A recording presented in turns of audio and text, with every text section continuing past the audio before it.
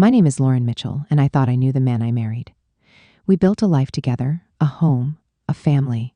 But while I was busy holding everything together, he was planning his escape and my downfall. One morning, he was my husband. By nightfall, he was gone, along with every dollar we had.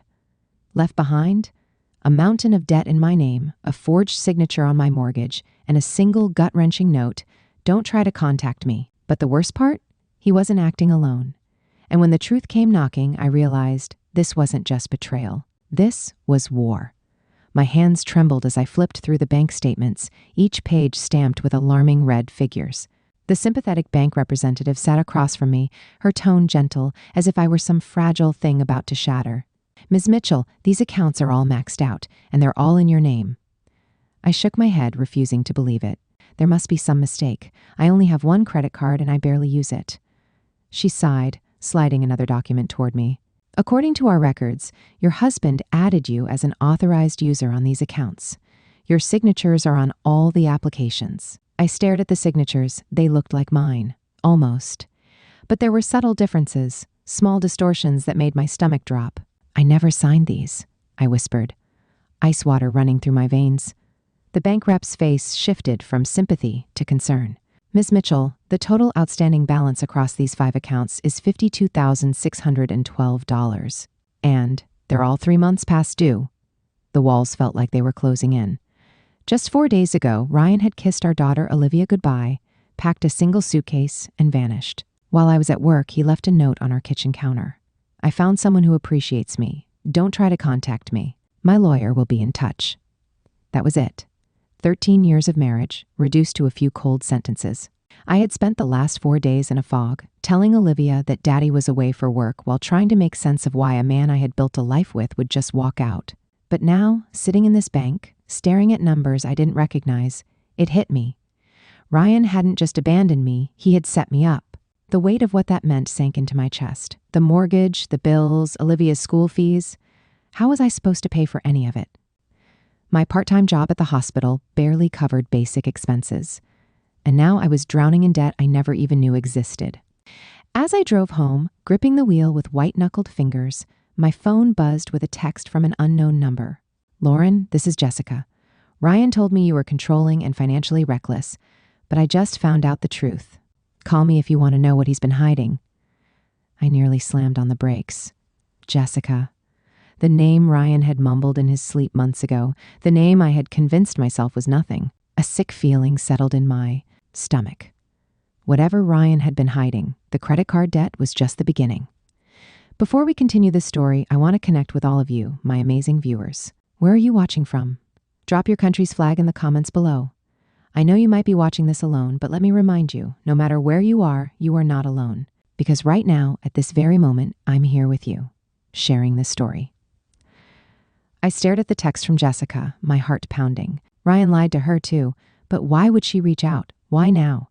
I hesitated, my thumb hovering over the call button. Part of me wanted to ignore it, to pretend I could fix this mess on my own. But another part, the part that had spent 13 years ignoring red flags, knew I needed answers. I exhaled sharply and dialed. The voice on the other end was younger than I expected, with a slight southern twang. "Lauren? Oh God, thank you for calling. I didn't think you would." "I almost didn't," I admitted, gripping the steering wheel. "What do you know about Ryan?" There was a pause. Then she said something that sent ice through my veins. "I think he stole from both of us." My grip tightened. "Explain," Jessica inhaled sharply. "I met Ryan online almost a year ago. He told me he was in a miserable marriage, stuck with a wife who refused to work and was addicted to spending his money. He made me feel sorry for him, Lauren, and I believed him."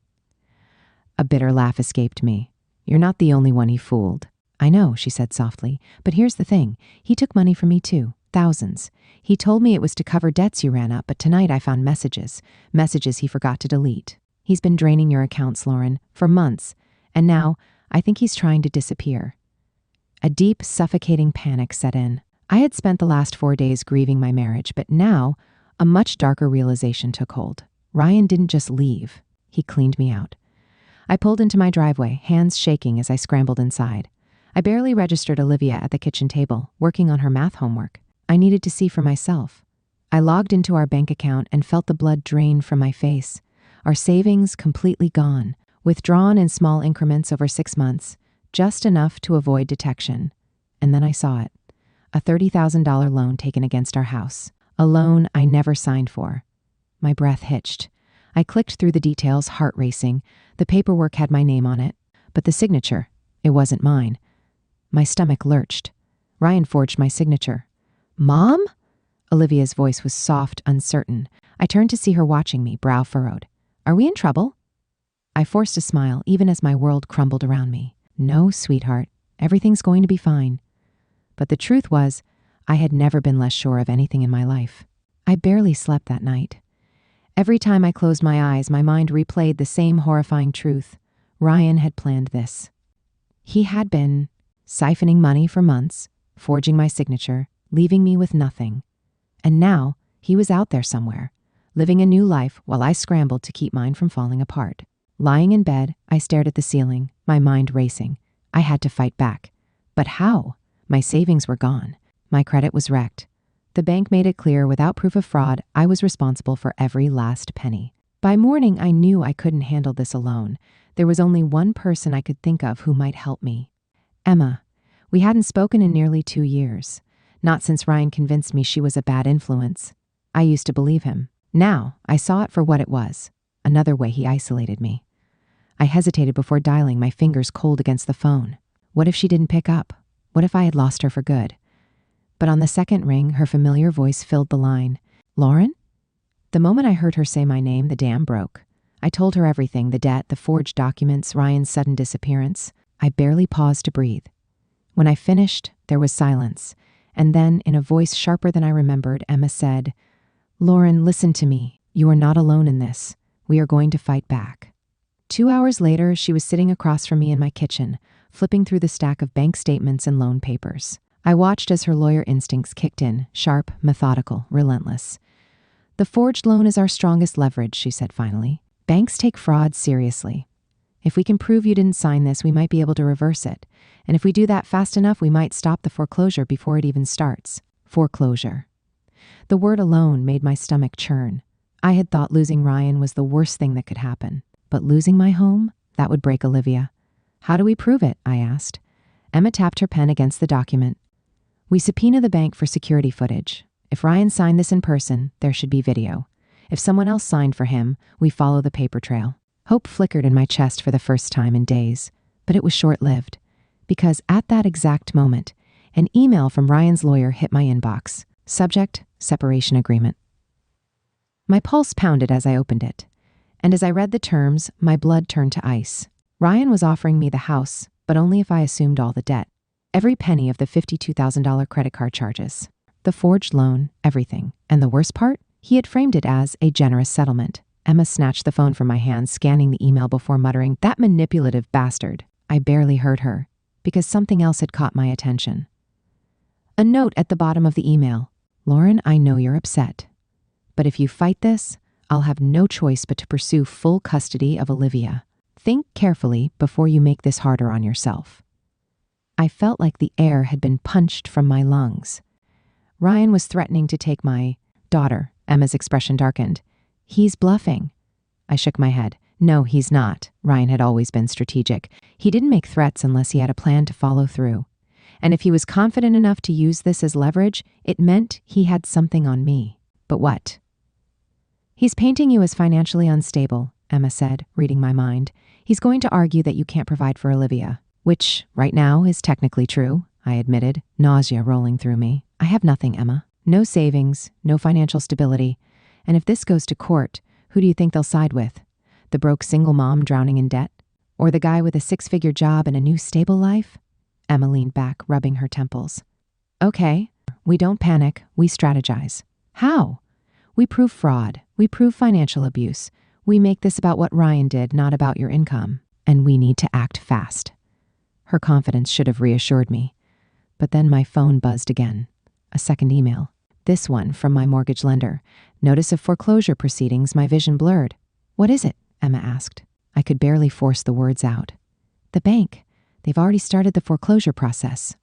Emma swore under her breath, grabbing the phone. It's only the first notice, which means we still have time to stop it.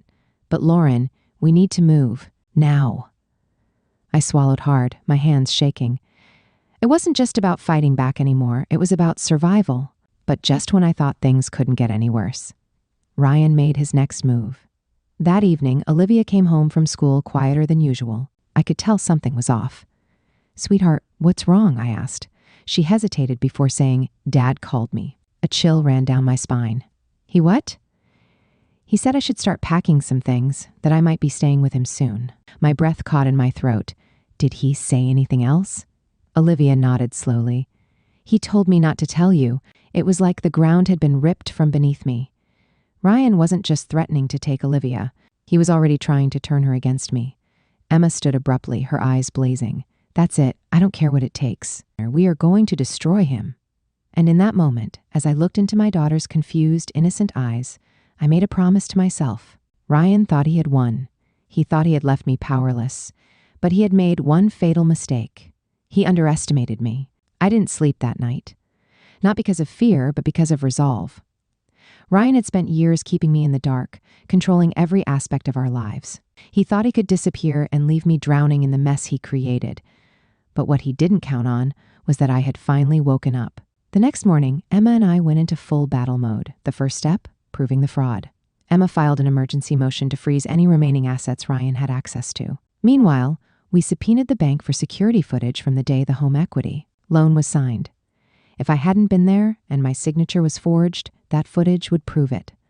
While we waited for the bank's response, I did something I never thought I'd have the courage to do. I reached out to Jessica. If Ryan had stolen from her too, she might have incriminating evidence. At first, she was hesitant, but when I explained how he was trying to take my daughter, her voice hardened. "I'll send you everything I have." That afternoon, an email landed in my inbox filled with screenshots of texts and emails. Ryan had told her he was moving money out of our accounts for safekeeping. He had bragged about securing a loan using her clueless wife's good credit. And the worst, a message where he outlined his plan to disappear, clean, with no legal ties. I sent everything to Emma. "This is gold," she said. "This proves intent. He didn't just rack up debt, he strategized it. If we present this in court, we can argue for financial misconduct. Which means we can fight to make sure this debt stays his." For the first time in weeks, I felt something like hope. But Ryan wasn't done playing dirty. 2 days later, a social worker knocked on my door. "Miss Mitchell, we received a concern about your ability to provide a stable home environment for Olivia." I nearly laughed in disbelief. Ryan had filed a custody petition against me. I let them in, answered their questions, and kept my composure. But inside, I was livid. That night, Olivia sat beside me at the kitchen table. She had been unusually quiet ever since her father's call. Finally, she spoke. "Mom, if Dad wants me to live with him, should I?" The question shattered me, but I forced myself to stay calm. "Do you want to?" I asked softly. She shook her head immediately. "No, I don't even know where he lives now. He barely even calls. It made me wonder if maybe I was supposed to." I reached for her hand. "Sweetheart, listen to me. You don't have to do anything you don't want to. Your father is trying to make this decision for you, but the truth is, you have a choice." Her small fingers squeezed mine. And in that moment, I knew. I wasn't just fighting for myself. I was fighting for her, and I would win. The next morning, Emma called with news. The bank sent the footage. I held my breath, and "It's not you on the tape, Lauren." My stomach flipped. "It's a man." A notary confirmed the identity as Ryan, but he wore a wig and glasses to pass as you. My body went cold. "Lauren, this is criminal fraud. If we present this to the bank and law enforcement, this goes beyond a civil case. This is jail time." Ryan had been careful for years, but he had finally made a mistake. That afternoon, Emma and I walked into the courthouse. We filed formal charges of financial fraud. The evidence was overwhelming. Screenshots, signatures, video footage. The bank put a hold on the foreclosure. The DA's office launched an investigation. And Ryan? He ran. The moment his lawyer got wind of the fraud case, Ryan vanished. His phone was disconnected. His job reported that he had resigned remotely. But this time, he couldn't hide. Authorities issued a warrant for his arrest, and within a month, they found him. He was caught trying to withdraw cash from an ATM in Nevada. Ryan Mitchell was officially behind bars. And as I stood outside the courthouse, holding Olivia's hand, I realized something. For years, Ryan made me believe I was powerless, that I needed him. But in the end, he was the one who fell apart without me. And I I was finally free. This story isn't just about betrayal or financial ruin. It's about resilience, justice, and taking back control. It's a reminder that no matter how much someone tries to manipulate, isolate, or destroy you, the truth has a way of coming to light. Lauren started this journey feeling powerless, but in the end, she proved that strength isn't about never falling. It's about rising after every hit. And most importantly, she showed that no one can take everything from you if you refuse to give up. Now, I want to hear from you. What do you think about this story? If you liked it, comment second below. If it wasn't for you, drop a seventh. I want to know your thoughts. And if this story moved you in any way, hit that like button so I know to bring you more stories like this. Don't forget to subscribe so you never miss out on more gripping stories just like this one. Your support means everything.